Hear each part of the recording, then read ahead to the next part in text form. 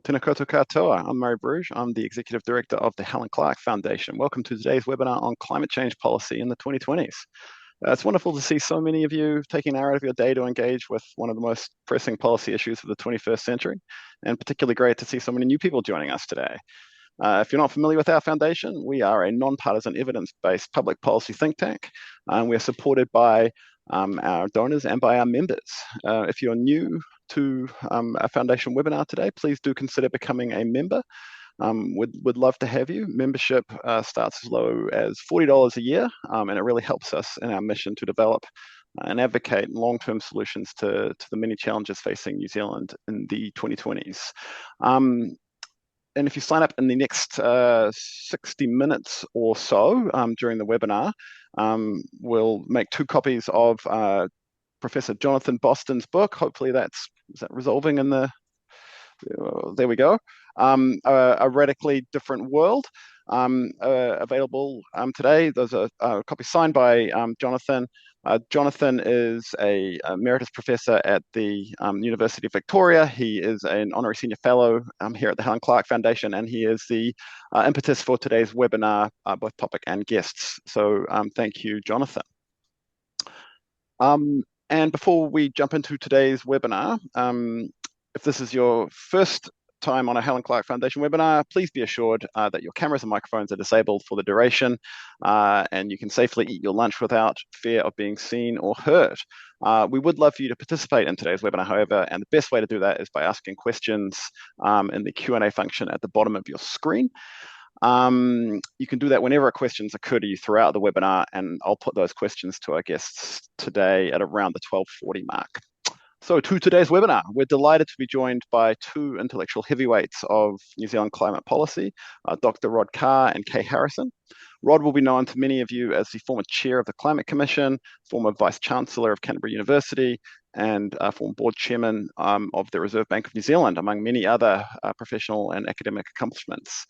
Kay is also a highly credentialed and respected former official, previously serving as New Zealand's climate change ambassador, a senior position in our foreign ministry, where I had the pleasure of working with Kay on at least one occasion. Kay is now an independent climate consultant. So it's long been my belief that New Zealand has been well served by very high caliber, dedicated, accomplished, hard-working public servants, and it's hard to think of 2 better examples than today's guests. So thank you both for joining us today. The structure of today's webinar is that I'll hand over first to Kay to talk about the global context for climate policy and action in the 2020s, and then to Rod to talk about the domestic New Zealand context. They'll each speak for around 8 minutes. I'll then put 2 or 3 questions to them both before we turn to audience questions for the last 20 minutes or so. So, Kay, you have developed a unique perspective in your role as New Zealand's climate ambassador, leading delegations to key international climate negotiations. Can you give us your high-level 30,000-foot view of global climate policy and action in 2026 and where New Zealand fits into that? Well, thank you, Murray, and thank you to the Helen Clark Foundation for inviting me today, and tēnā koutou katoa, everyone out there. First of all, yeah, I guess the high-level view is things are not good, but that won't be a surprise to anyone. I'm in Wellington right now, and anyone in New Zealand over the past year would have to acknowledge that we are living in the period of consequences, as Churchill put it back in 1936. I actually heard on the radio this morning that the New Zealand Insurance Council said that New Zealand has experienced a storm every 8 days on average over the past year. And as far as climate change is concerned, New Zealand was always regarded as one of the lucky ones with respect to impacts. So indeed, things globally are bad. And worse news, folks, there's often a 10 to maybe even 40-year lag between greenhouse gas emissions going into the atmosphere and the manifestation of those warming effects. So that means we're experiencing right now, and right outside my window here, the impacts of emissions from the middle of last century and beyond. But of course, here in New Zealand, well, globally, we are the beneficiaries of 18 billion tonnes of CO2 molecules that are in the atmosphere now from deforesting 2/3 of New Zealand. So there's a lot up there that we put up there. What we've seen in each new study, the other bad news, of course, is that the scientific predictions are regularly shown to have been too conservative. Things are happening faster than predicted. But that's also true of some good things like the uptake and price of renewables. But secondly, I'd say we do have a global agreement and system to address this, and we can reverse the situation. We have the knowledge, we have the technology. We have a global agreement that is almost universally supported, the Paris Agreement, and it has a galvanizing meeting annually that tens of thousands of people flock to because they consider it so pivotal. And at that annual conference, the COP, we consider our progress and test our goals. And the system itself from Paris provides science, targets, monitoring and reporting, rules, regular scrutiny and review. All of those things are critical in any kind of global issue. And after 10 years of the Paris Agreement, it still commands the world's attention at that COP, as I said. In the 10 years as well, we've moved to name things that would have been unmentionable back in 2015. For example, agreeing that the world needs to transition away from fossil fuels. Hopefully, the next step on that journey will be seeing a timetable and schedules emerging to drive that. At the same time, I acknowledge that for those of us who understand the urgency required to address climate change, it's immensely frustrating that the Paris Agreement response lacks sufficient ambition and that we can't punish states that fail to deliver. But the price of inclusion and people continuing to be at the table is the acceptance that there will be failures and a drop off and attention by some states as they inevitably grapple with what's immediately in front of them. So we have a global system to address climate change, but it's inadequate. It lacks sufficient ambition and implementation. And we keep tripping over flaws such as the lack of appropriate finance flows to developing countries where there are lots of emissions that could be reduced quite cheaply. And of course, we struggle with short-termism. But I believe we're on the point of this journey where we can no longer turn to one another and say, if only our government had its act together, or is it worth even trying since the US is out of Paris? Or yes, but it's the corporates, it's the G20 economies, it's China and the US, or it's the oil companies are the real culprits. That time is over. We are all in it, all of us, and because we indeed are the consumers of fossil fuels. We're the frequent flyers. We are those who do or don't talk about the climate change crisis that we're really in, but we cannot unknow it. So sorry, somebody decided to phone me in the middle of that little rant. So we are, we're in it, and we have agency. I guess that's the really important message. The lawyers who work on this area have had a useful victory in the International Court of Justice just last year.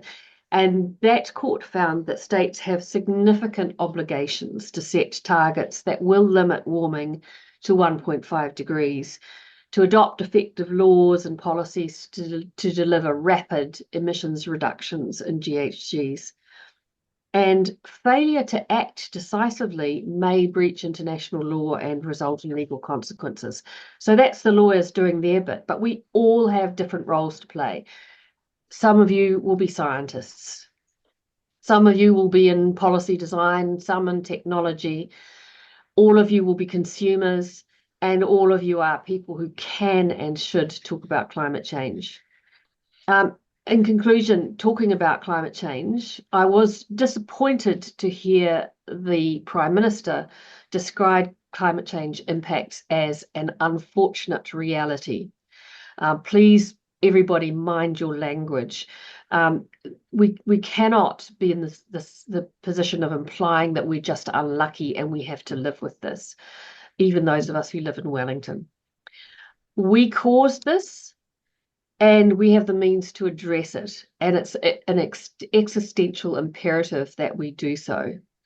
Perhaps what is unfortunate is that, as Churchill predicted, delays in addressing threats demand harder and more costly efforts from us in mitigation and adaptation while we're living in what Churchill described, and I described at the start of this, as the period of consequences.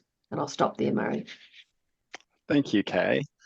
Rod, over to you for your sense of the domestic context. Where are we at in New Zealand on climate policy, legislation, and action? How far have we come? Where might we go in the coming years? And if I could also ask you to reflect briefly on what makes New Zealand different from other countries that we might compare ourselves to. What specific challenges and opportunities, I guess, does New Zealand face on climate policy in the coming years? Kia ora, Murray, and welcome to everybody. It's a privilege to be here and a great opportunity to step back from climate science and climate policy and think about New Zealand's context. So let me say a few things that I think are building on what Kay has said. The first thing is we have created a warmer world. The world is still warming. Kiss goodbye to 1.5 degrees. If we're lucky and work hard, we might be able to hold this thing to under 2 degrees by the end of this century. So my little contribution to this is to think about what does all this mean for New Zealand in this warmer world? That, as Kay says, we can't hide behind the fact we're little, because now it is in our own self-interest to both prepare for the changing climate, live with the climate change, and develop the products and services that a warmed world is going to want and be willing to pay for. That in New Zealand's case, our policy frameworks are transparent. At least we know what we know. In New Zealand's context, how we reduce our emissions has been clearly laid out by the Climate Change Commission as an independent expert body. We have to reduce our dependence on the combustion of fossil fuels in the open air for the production of energy, for transport, for low and medium temperature process heat, and for the way in which we heat the spaces we live in at home and work in business.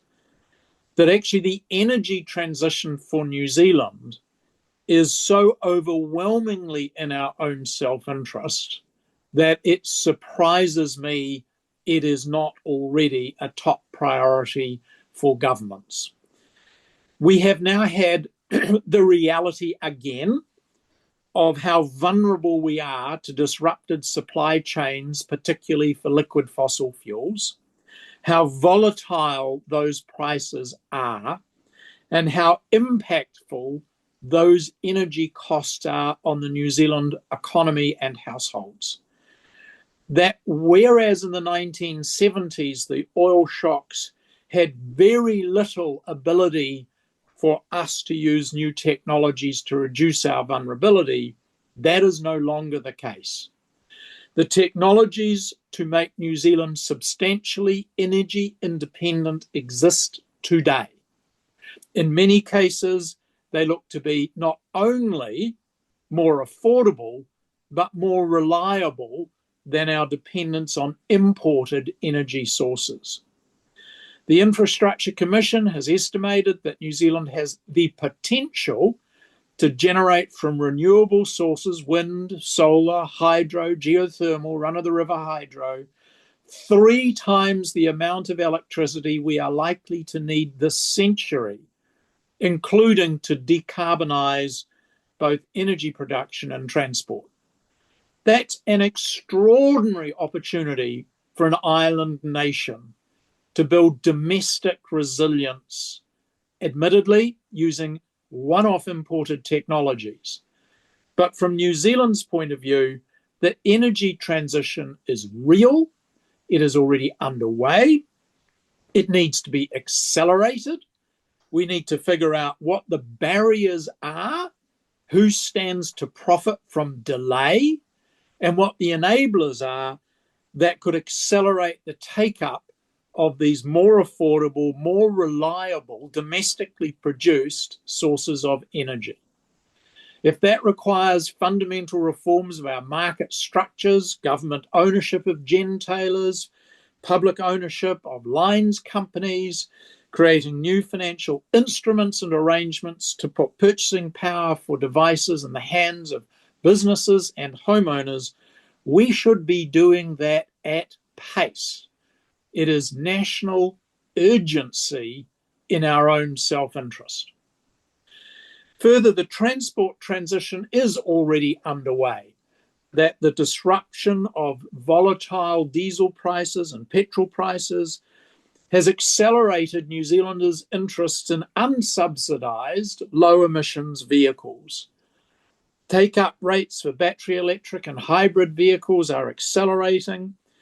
The local governments that already electrified some or all of their bus fleets are gleeful in the face of diesel prices about the costs they have avoided inflicting on ratepayers.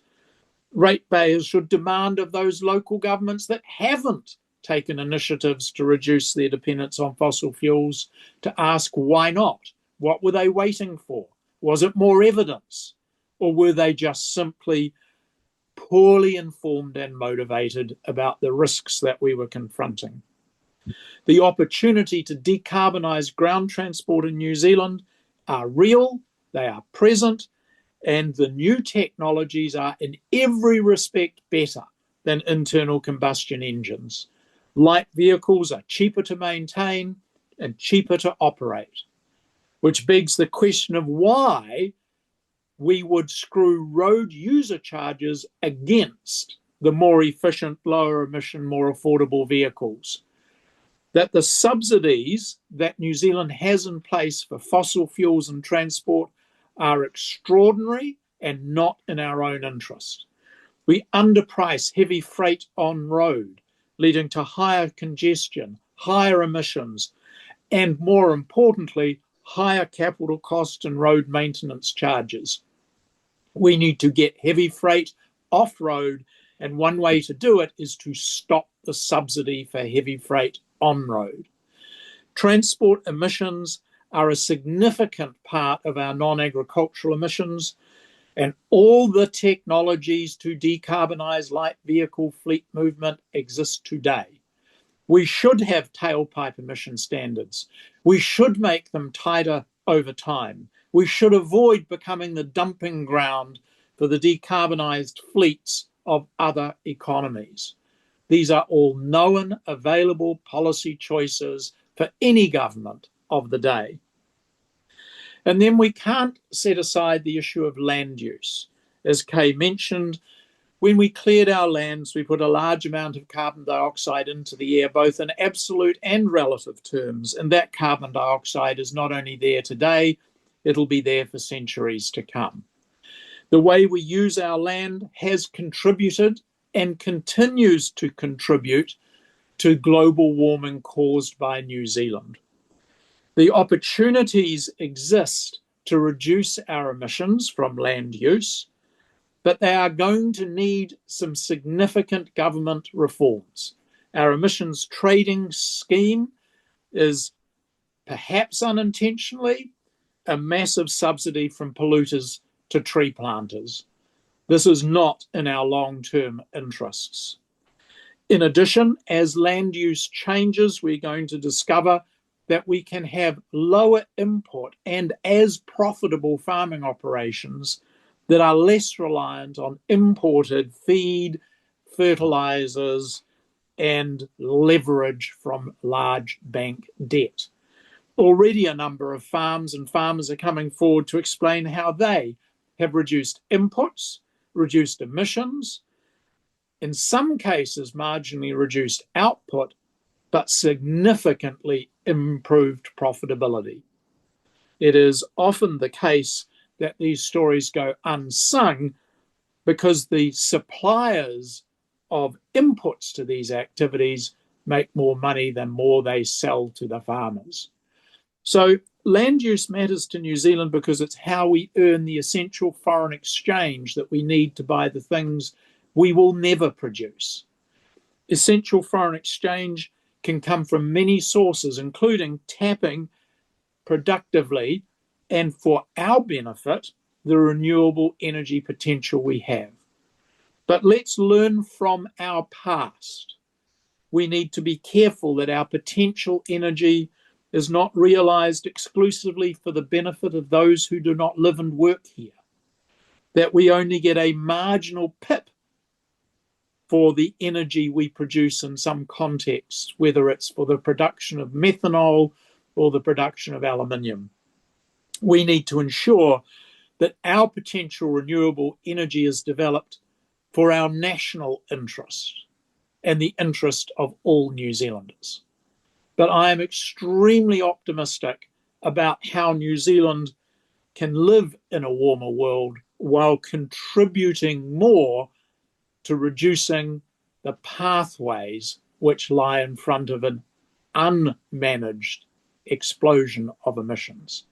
The fact that New Zealand's emissions stalled in the last year was a choice our elected leaders made. That choice can get made differently tomorrow. Kia ora. Thanks, Rod, and thanks again, Kay, for those excellent overviews of where New Zealand and where the world is at on climate policy right now. In both your answers, you both talked about the role of government and policy frameworks in addressing climate change. I think one of the things I've come to believe after almost 20 years in public policy is that perhaps the most important attribute policy needs to be effective is longevity. You know, for most of the key issues our country faces right now, there just aren't short-term fixes. So a policy framework needs to be in place for years or perhaps decades to be effective, and to provide investment certainty for business who need to be sure of regulatory settings in the future to justify major investments in the present. I think climate is a great example of that. But as many people have noted, with increasing levels of frustration, our political system doesn't always incentivize developing and maintaining, effective, nuanced policy frameworks of the kind that you would probably want to address climate change in New Zealand. So my question to both of you is on building and maintaining political consensus on climate. How can we build a durable domestic political and possibly electoral consensus on climate action in New Zealand? And I would be really interested in your sense of whether the focus should be on convincing politicians and political parties of the need for sustained action, or perhaps whether there should be more of a kind of a direct effort to talk to voters about this and build the electoral consensus around durable climate action. And I guess finally, if you could also reflect on the rise of climate skepticism in our politics and what that means for long-term climate policy making. So over to you both. Why don't I invite Kay, you to tackle that one first? Gosh, I was hoping you'd invite Rod to tackle that one first, but because just listening to him, he's articulated the solution so beautifully. It's all there. It's all available to us. I think. Sometimes we look at the state of affairs and we think it could be better in terms of the direction of policy travel, and all of that is true, but at the same time, politicians really are at the mercy of voters. And if voters are telling politicians that the most important thing to the moment is accessing fossil fuels, or it's the cost of living crisis, then it's difficult for politicians to say the most important thing at the moment is addressing the climate crisis. At the same time, I would say if every country in the world had many of the structures that we have in place in legislation to address climate change, the Climate Change Commission, the process of setting budgets, of requiring plans, of reviewing those plans, of having a target in the Paris Agreement. if every country had that, the world would actually be a better place. I hesitate to mention all of the things that we have that are so good, because that paints a target on their back for a handful, I would say, of politicians that have other agendas, perhaps. But I do think I think that the bigger picture, the kind of 30,000 feet perspective of this is an unusual situation that we are in, and that we are actually facing the most incredible challenge around collaboration and cooperation across borders, within borders. And that's not something that we as human beings are really particularly accustomed to. I think the astronauts who recently, whizzed around the moon got a sense of that perspective, that we really are in this together, and looking for enemies and looking for other people to be responsible is actually postponing the action that we need to take ourselves. And somehow delivering systemically cooperation and collaboration is not something we're accustomed to, except that as Rod was alluding to, what we're really actually quite good is self-interest. And when we recognize that collaboration and cooperation, including reducing the emissions of other countries, is in our self-interest, then perhaps things will look up. That's the long answer.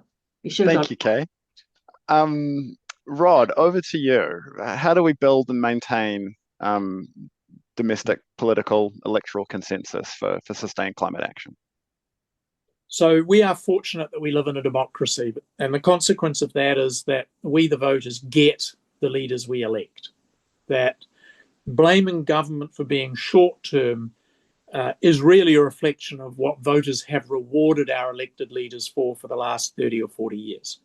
That for 30 or 40 years, the politicians who have managed to get elected have more often than not been the ones who have promised something in the next 2 or 3 years. A tax cut, a benefit increase, more of this with some sort of magic, and we can do it without inconvenience or pain. If voters keep believing, then they will keep voting for those who promise to deliver them, those kind of things.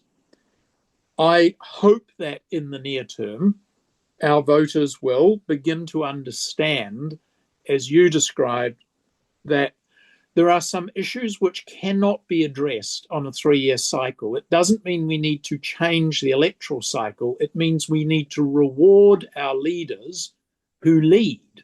We need to reward leaders who are honest about what can be achieved, who will actually compromise in order to get progress. So that would be the state. It's actually on the voters, and blaming elected politicians for doing what we elected them to do is not really going to get a way forward. Secondly, harness the things we have in common rather than polarize around the things that are different. New Zealand is a mixed economy, and the pendulum will swing between somewhat more reliance on market forces to somewhat less reliance on those forces and more reliance on collective and cooperative decision making. We need to avoid people characterizing our choices as extreme. We don't have to make extreme choices. We can make choices that require agency and also cooperation, that we can use markets to empower individuals, households, and businesses, but it is utterly naive to assume markets alone can do what we collectively need and should undertake. That when it comes to climate skeptics, quite frankly, I've lost the energy to argue with these people. The science is unambiguous and clear. The policy actions needed, particularly in New Zealand's context, are well documented and known. The skeptics who claim that all of this is just weather are simply ignorant and chosen to be so. What I'm more worried about is the fossil fuel sector.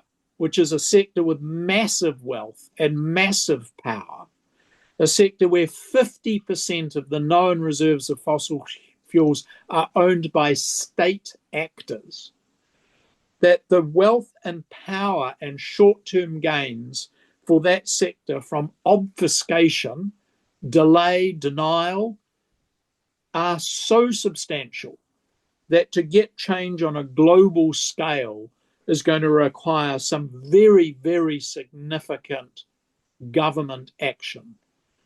But as I say, 50% of the world's fossil fuels are owned by those governments, who often use their royalties as a source of income for their government actions. So I think the challenge is to identify and call out stakeholders with vested interests, to make sure that when they get the ear of government, it's in public, not in private, and that we can hold accountable through our judicial system the nuisance, the negligence, and the disruption that the combustion of fossil fuels causes where there are known, available, alternative, affordable technologies. Sue them into bankruptcy. Thanks, Rod. I think we'll stay on this theme for a little while longer. And if I could ask you both to reflect on what's often described as the two central planks of climate policy, mitigation and adaptation. Rod, I might ask you to kick off on this one, perhaps with a very quick description of the difference between those two. Sure. What climate mitigation is versus climate adaptation. Characterized was mitigation was the idea that we need to reduce our emissions of greenhouse gases into the atmosphere by as much as possible, as soon as possible. And mitigation, when Paris Agreement was written, and Kay is much more informed about this, included allowing for offsets to get to a net zero target. So that was all on the reduce emissions or offset them through withdrawal of carbon dioxide from the atmosphere. On the adaptation, there was a recognition that no matter what we did, that already enough damage had been done, that the planet was going to be warming, that we would live in a warmer world, that the warmer world would manifest itself in more frequent and more extreme weather events, which would include things like inland inundation, sea level rise, ocean acidification, the wildfires, droughts, floods, particularly at estuaries and wetlands and the ocean-earth interface. So adaptation was to say, no matter how quickly you think we should or could reduce emissions, you're going to have to prepare for this warmer, wetter, windier, wilder world. And that preparation is not only in the physical and built environment, where it's about how do we allow the water to run to the sea without taking our houses with it. How do we make sure we plant our trees and crops and plants so that wildfires are less likely to take hold and spread further? But also, how are the financial institutions, such as insurers and banks, going to adapt to this world? Because we're already seeing what was already predicted, which is insurer retreat, that insurance is becoming more expensive, less available, with higher excesses. And banks are increasingly doing the modelling and mapping to manage their exposure as the residual underwriter of climate losses. Local governments are increasingly facing debt constraints and ratepayer revolts, while at the same time facing increasing capital investment, both to protect against and recover from weather-related, climate change-caused events in their own regions. So adaptation, in my view, also includes how do we adapt what we produce in this warmer world. Adaptation includes changing how we move stuff around. Adaptation about where we choose and how we choose to live, what we choose to produce. These are all part of adaptation that goes with the warmer world and should be associated with lower emissions, because by the middle of this century, it is pretty clear that affluent markets are going to demand lower emissions products and services. They won't pay a premium for them. They simply won't buy them if they're dirty, planet-destroying, goods and services. Thanks, Rod. So I guess the question I have about this for you both, and we'll start with UK, is to what extent do you think the average New Zealand voter might draw a distinction between those two strands, mitigation and adaptation? To what extent do you think that it's important to make that distinction when talking to them?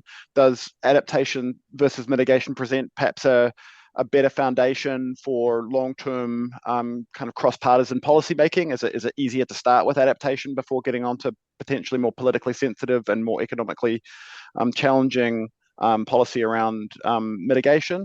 Interested in your sense after, in both your senses after long careers thinking about climate policy in those two strands, and whether it makes sense to distinguish between them. Oh, absolutely. And you've hit the nail on the head there. Initially, when all of this climate change regime started globally, the focus was on mitigation. 30, 40 years ago, it was if we can reduce emissions, and it was only ever reduce, then we can avoid the need for adaptation.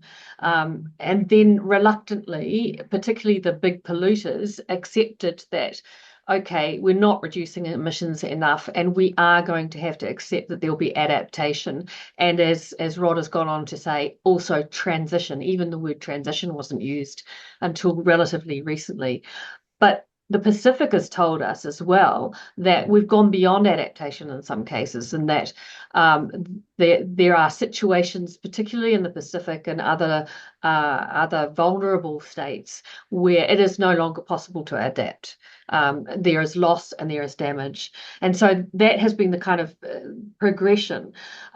But in terms, as you say, of engaging with New Zealanders, adaptation is kind of a really important gateway. It's a useful gateway because people can see around them what is happening and what needs to happen. They can see the ridiculous decisions that some councils have made to allow building on severely flood-prone or below sea level locations. But at the same time, we are going to need to remind people that this isn't something fixed and static. This is an ongoing issue to which we are continuing to contribute, and therefore we need to continue on the mitigation side. Even though, it's tempting to say, oh gosh, let's just put all our money into the things that are going to protect us from these impacts. Well, that is not going to go far enough, because if we are continuing to exacerbate and make those impacts worse into the future. So it's now a both and that's what I was saying before about how we're in this costly phase of, we could have done things earlier that would mean that we could now invest perhaps potentially only in transition and adaptation, but we didn't. So we are now having to pay for both. Rod, any comments? Yeah, I hear what Kay's saying, but I think we have to perhaps push back against the idea that mitigation is expensive. Adaptation absolutely is expensive. I mean, the costs and losses from the changing climate are dramatic, and I'll come to them in a minute. But the energy transition and the reduction of emissions associated with that is actually a good investment for homeowners and for businesses. The evidence is that New Zealand households that get off fossil gas and petrol will save thousands of dollars a year, even allowing for the cost of capital and equipment that they have to put in place to replace it.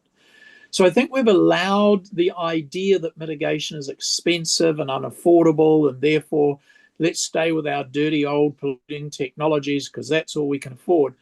This is unhelpful because it's no longer true. So I would encourage people to do their own homework and figure out that the transition part of mitigation is now in their own self-interests, in many cases, at the homeowner and business level. Adaptation is hugely more problematic because everybody wants somebody else to pay to protect what they have got. The road and the bridge, the estuary, the river mouth. No homeowner or small business alone can pay the cost of building the stop bank, pumping the below sea level reservation. The reality is that these losses are not all going to be covered by central and local government insurers and banks. Some of these losses are going to wipe out households and businesses. And adaptation has to be a collective and personal responsibility. I've got some data that just stuns me. First of all, we've built 15,000 houses in floodplains since 2015. This is nuts. And the idea that we just have better drains is not a good excuse. The reality that we have got more households connected to the fossil gas pipe network now than when the Climate Change Commission first recommended we should stop connections is nuts. These are going to be stranded assets in homeowners' hands with thousands of dollars that are going to be expired long before their technical used by date.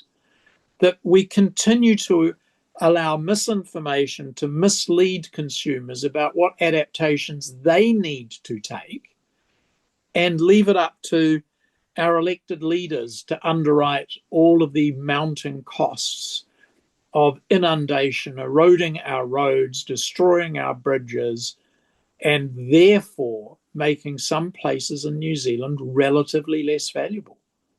So adaptation is an honest conversation about cost and losses. And the fact the government came up with an adaptation framework a year ago was good, but what have we done since? Thanks. Murray, I'll just jump Please.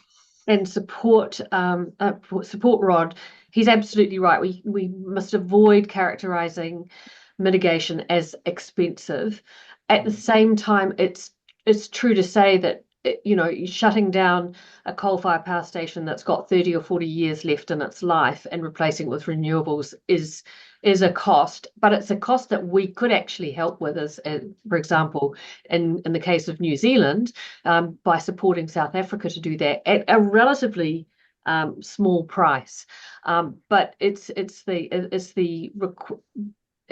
change. I mean, we had a conversation earlier today about the price of an EV, but yet these things lurking in our minds, these clouds are there, need to be dispersed, because Rod is right. This is in our self-interest. Thanks, Kay. Thanks, Rod. We're going to switch to questions now. A reminder, if you haven't already, please put your questions in the Q&A. We've probably already got more than we're going to get through, but by all means, please put your questions in, or you can vote on the questions that are already there, and the more votes questions get, it kind of comes to the top of the list and it's more likely to get answered. And also a reminder, if you sign up to be a member of our foundation during today's webinar, you go in the draw for a free copy of Professor Jonathan Boston's book. I forgot to note that there is a link to do that in the comments section of Zoom below. So first question today comes from Joanna, a very pithy and popular question. I'm hoping you might comment on the adequacy or otherwise of the ETS. Should we keep, modify, or ditch it? That sounds like a Rod question first up, and then we'll go to Kay. It's a good Kay question too. Let me give me my 30 seconds. We must amend the ETS, that it is damaging. It is not providing either the rewards for those who reduce emissions, and it is not providing for permanent reductions because tree planting is not permanent. We have false equivalencies, mispriced emissions, mispriced sequestration, and an own goal of epic proportions of our own making. All right, I'm going to jump in and say we must have a price on carbon. We must have a price on carbon. And a well-designed, functioning ETS is really effective in reducing emissions. If you have a hard cap, and if you remove those allowances from that fixed body of the ETS, you will reduce emissions. Just look at what has happened in the EU. But an economy closer to ours in nature and size, Quebec, absolutely the same thing there. Reducing emissions, even though they've got practically 100% renewable electricity generation, and their ETS generates finance that is then put back into adaptation and technological development and everything. So I don't think we should ditch it. I don't think we should throw the baby out with the bathwater. We developed something that was appropriate at the time, but like all of these things, we kind of need to be agile and adapt. So my quick reform agenda would be, we need binding phase out of free units for emissions intensive trade exposed producers in New Zealand. And we've tried 3 attempts at that, and governments of the day have blinked on each occasion. They were supposed to be gone by 2020 and they're still lingering. So that would be one. Secondly, absolutely to Kay's point, we need to cap and drive down the total acceptable gross emissions in New Zealand. And we can do that by capping the new to the scheme sequestrations in Pinus radiata. We've created property rights from those who made decisions to plant pine trees for their carbon credits. I'm not in favour of either cancelling those rights or expropriating them or compensating them for loss. But we need to stop giving new carbon credits for new Pinus radiata plantations in the ETS.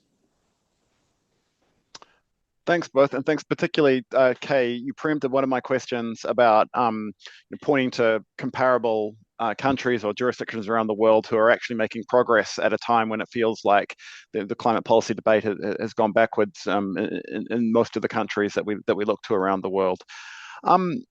Next question we'll take from Michael Webb. What are some of the implications, including domestically, if New Zealand does not purchase offshore credits to meet its NDC under the Paris framework? Kay, that sounds like a good one for you. Yeah, it's some of the implications. Well, I'm hoping it won't come to that. So I'd rather we didn't have to even consider not meeting our Paris obligation. We made a commitment. It was a sensible commitment. It was an ambitious commitment right back in 2014, 2015, under John Key's government, to manage the impact of contributing to global emissions reductions, to manage the impact on our economy by choosing to deliver that elsewhere, so that we could maintain our agriculture sector, certainly plot and deliver our own transition, which we need to do. But this was an obligation we made in good faith. We fought hard to have that opportunity to do that, and so I think it's wicked to forget that. And that's the first thing I'll say. In terms of consequences, well, we have got some very strong language in our free trade agreements with respect to expectations to meet and deliver on our Paris Agreement targets, etc.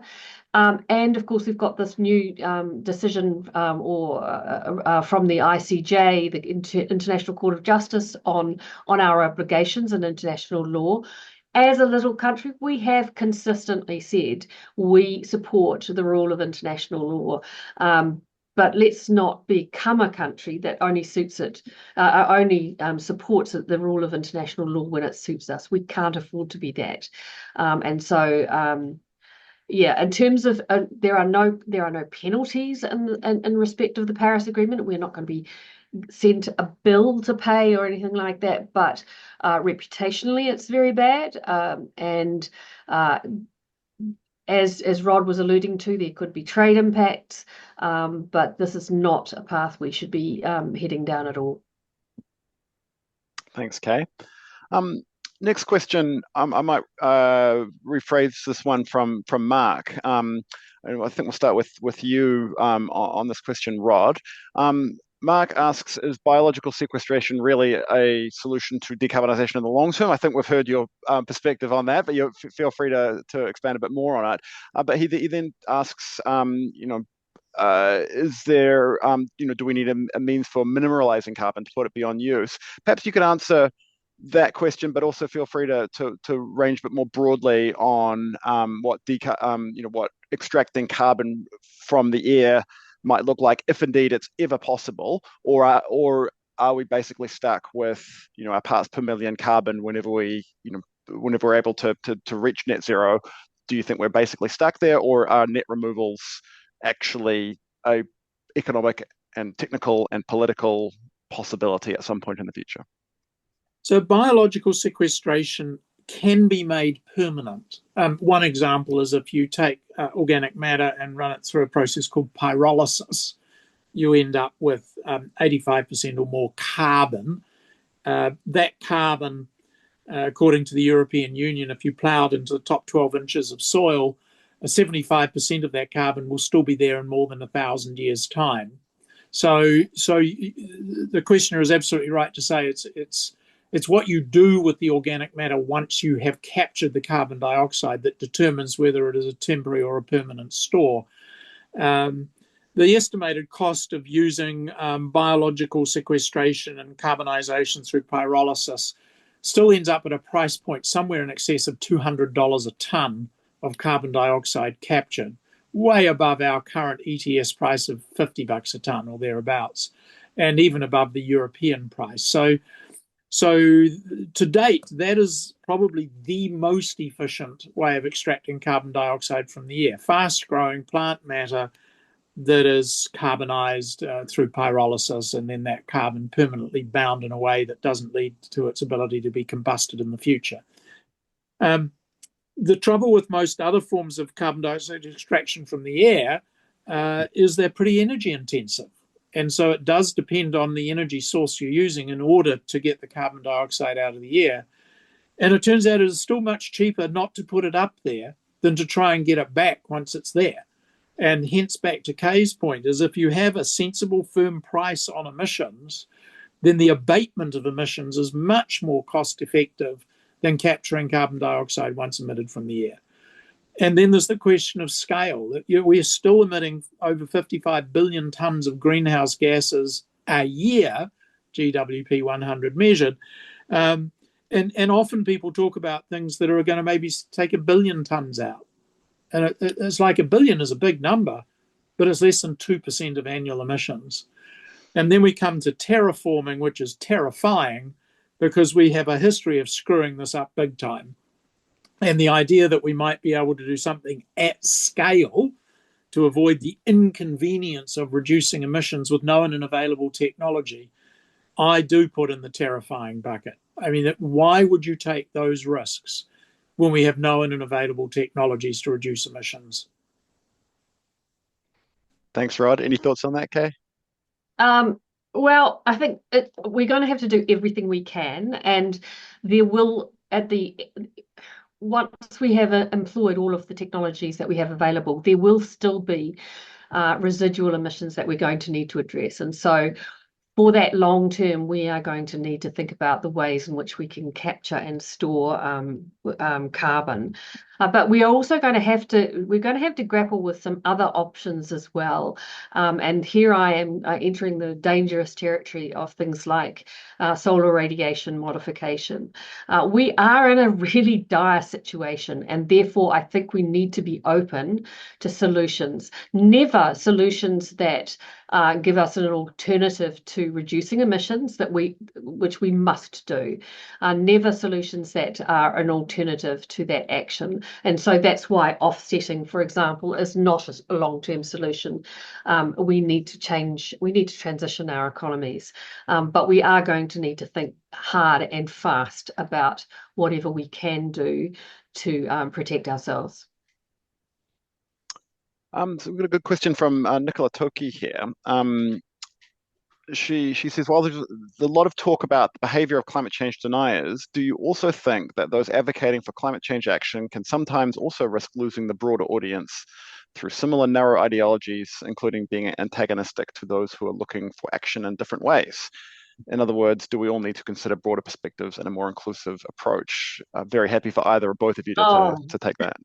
Absolutely, yes. If I may jump in, that's absolutely right. One of the first problems is if you talk about climate change as an environmental issue, for example, that puts it in a box, puts it over there, and it says, well, I'm not an environmentalist, so I don't have to think about that. But we have to approach people from where they're coming. This might be something where what matters to people most is providing for their future generation, for avoiding delivering a bad future for their children.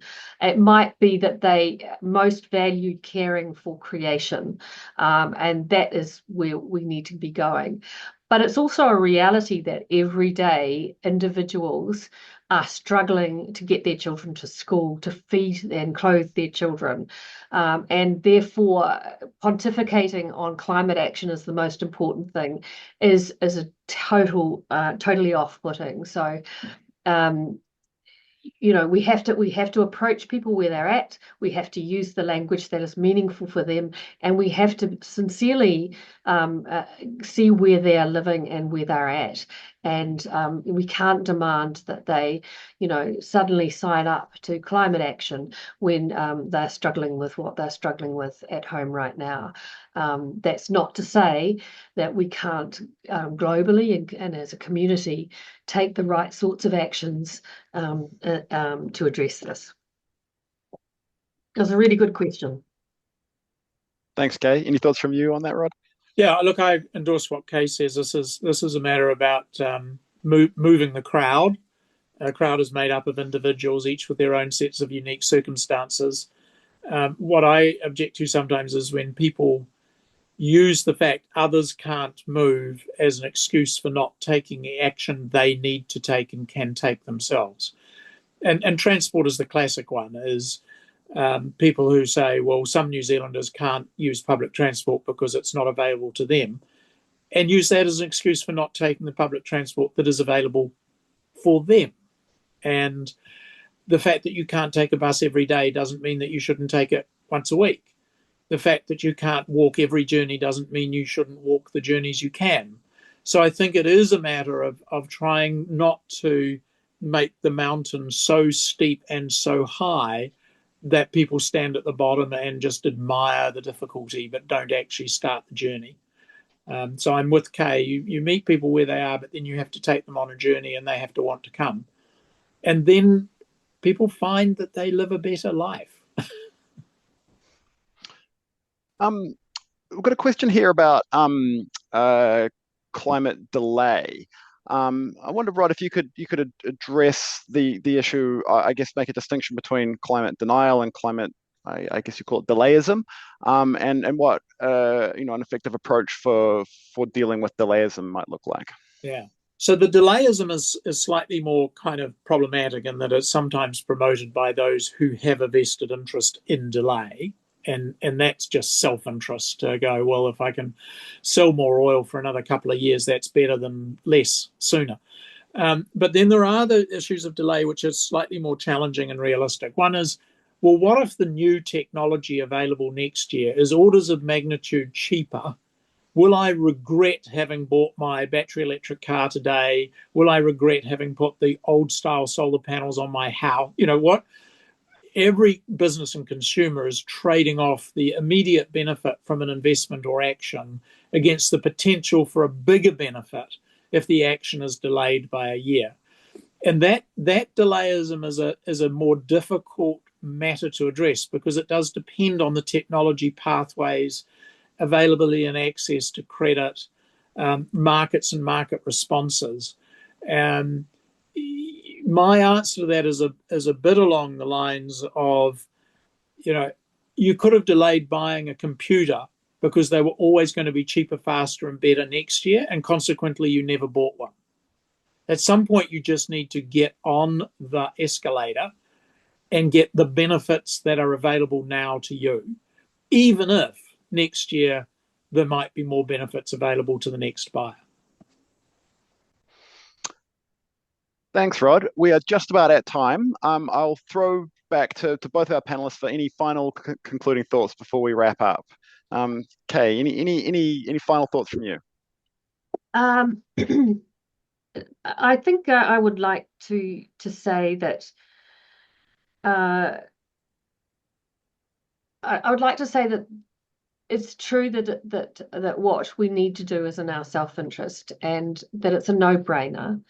And at the same time, that there are those out there who are working against us in this matter, but we don't have, I think, the luxury or the moral authority to be hopeless or to give up. And I think we can do this. We can do this, and we should do this. And it is through communities like this that we will reinforce our commitment and our confidence that we can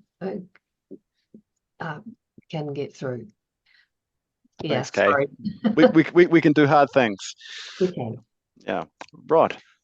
Couple of things. I think language does matter, and a couple of the questions have hinted at that, and how we frame things, and the fact that the fashion of politics comes and goes. Some words become tired and overused, or begin to carry too much baggage. I think we have to be open to the idea that reframing and rephrasing can be helpful in building and maintaining momentum and coherence, and we shouldn't always try and be overly precise in the words we use, if indeed the words that have resonance have evolved over time. And whether that's the mitigation, adaptation, whether that's transitions, whether that's some words that used to be strong that have become toxic, I think language does matter. And finally, for New Zealand, I'm an optimist. For the world, I'm somewhat less optimistic. The world, because I think the world is a very complicated place, and the stakeholders with vested interest are enormous. But I think for New Zealand, we have a relatively unique configuration of solutions for the energy part of this transition.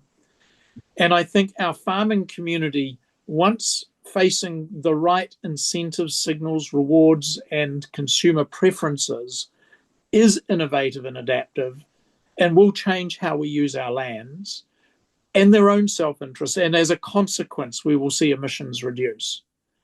So on that sort of happy note, there is reason for hope. I agree with Kay that hopelessness and helplessness are not a privilege we can choose. And there's not a reason we should choose them. Because New Zealand can be energy independent, low emissions, and thriving by the middle of the century if we choose. Yeah, thanks, Rod. Climate change is going to be a wicked problem throughout the 21st century, but there are a few countries I think you'd want to live in more than New Zealand as you face those challenges in the years ahead. A high functioning democracy at the bottom of the Pacific with a relatively forgiving climate compared to some of the alternatives is a pretty good place to be. So, thank you both so much for your time today. This has been one of our most popular webinars. We've had a huge amount of engagement from our audience today. Thank you to all of our audience for showing up today for a particularly enjoyable and well-informed discussion. We'll have more webinars coming in the coming weeks, so please keep an eye on your inboxes for that. But for now, mā te wā, and we'll see you all again soon. Thank you.